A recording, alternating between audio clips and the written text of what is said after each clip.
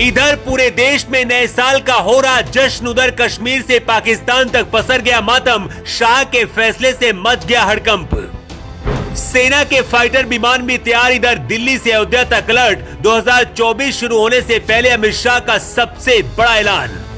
मोदी सरकार का वो ऐलान जिससे दुश्मनों को भेजा जाएगा सीधे शमशान। पीएफआई की तरह तहरीके हुर्रियत का हो गया काम तमाम। जब पूरा देश नए साल का जश्न मना रहा है, उधर अमित शाह की टेबल पर वो फाइल पहुंच चुकी थी जिसमें पूरी कहानी दर्ज थी। सिर्फ एक महीने के अंदर अमित शाह के पास ये दूसरी फाइल पहुंची और शाह की लाल कलम चलते ही कश्मीर से लेकर पाकिस्तान तक जश्न के बीच मातम पसर गया। इस्लामिक राज्य बनाने का सपना देखने वाले इंतजार कर रहे थे, लेकिन अमित शाह ने एक ऐलान करके कट्टरपंथियों को नानी याद दिला दी है। इधर पूरा देश नए साल का जश्न मना रहा है और उधर हिंदुस्तान के खिलाफ साजिश रचने वालों का अमित शाह ने गुब्बारा और गुरूर दोनों फोड़ दिया। सेना के फाइटर विमान तैयार हैं। दिल्ली से अयोध्या तक अलर्ट है। मोदी सरकार का ये वो ऐलान है जिससे दुश्मनों को सीधे शमशान भेजा जाएगा। इससे पहले 2024 में वो इस्लामिक राज्य बनाने में कामयाब होते, उससे पहले ही पूरे प्लान को शाह ने बर्बाद कर दिया है। हमेशा इस बात का डर होता है कि नए साल के जश्न के बीच कोई आतंकी साजिश हो सकती है। इस बार भी 2024 शुरू होने से पहले खुफिया एजेंसियां और सेना अलर्ट थी। इसी बीच नया साल लगने से पहले ही अमित शाह की टेबल पर वो फाइल पहुंच चुकी थी।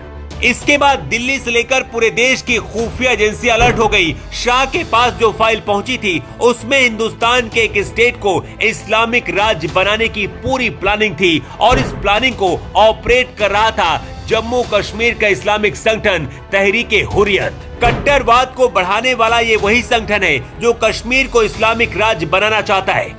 इस बात की जानकारी जैसे ही मिली, खुद गृह मंत्री अमित शाह ने इसे बैन करने का ऐलान कर दिया है। इसके साथ ही पूरे देश को एक संदेश भी दिया है। अमित शाह ने एक्स पर लिखा है, ये संगठन जम्मू कश्मीर को भारत से अलग करने और इस्लामिक शासन स्थापित करने की साजिश में शामिल है। ये समूह जम्मू कश्मीर में अलगाववाद को बढ़ावा देने के लिए भारत विरोधी प्रचार फैला रहा है और आतंकवादी गतिविधियां जारी रख रहा है। आतंकवाद के खिलाफ प्रधानमंत्री नरेंद्र मोदी जी की जीरो पॉलिसी के तहत भारत विरोधी गतिविधियों में शामिल पाए जाने वाले किसी भी व्यक्ति या फिर संगठन को तुरंत विफल कर दिया जाएगा।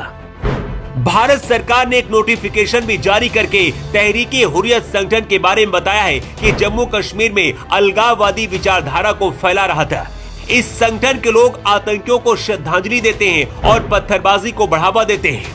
इस संगठन के लोग भारतीय कानून का पालन नहीं करते और कश्मीर को भारत से अलग करके इस्लामिक राज्य बनाना चाहते हैं। सबसे बड़ी बात यह है कि मोदी सरकार ने 4 दिन के अंदर कश्मीर में सक्रिय इस दूसरे बड़े संगठन को बैन कर दिया है जो आतंकी गतिविधियों को बढ़ावा दे रहा था। इससे पहले 27 दिसंबर को गृह मंत्रालय ने मुस्लिम लीग जम्मू कश्मीर मसरत आलम ग्रुप पर प्रतिबंध लगाया था।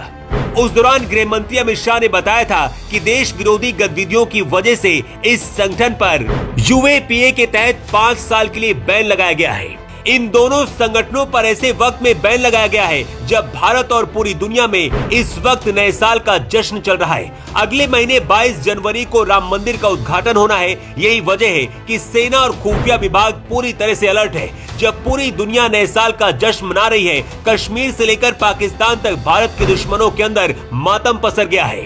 भारत को इस्लामिक देश बनाने का सपना देखने वालों पर अमित शाह ने सबसे बड़ी सर्जिकल स्ट्राइक कर दी है।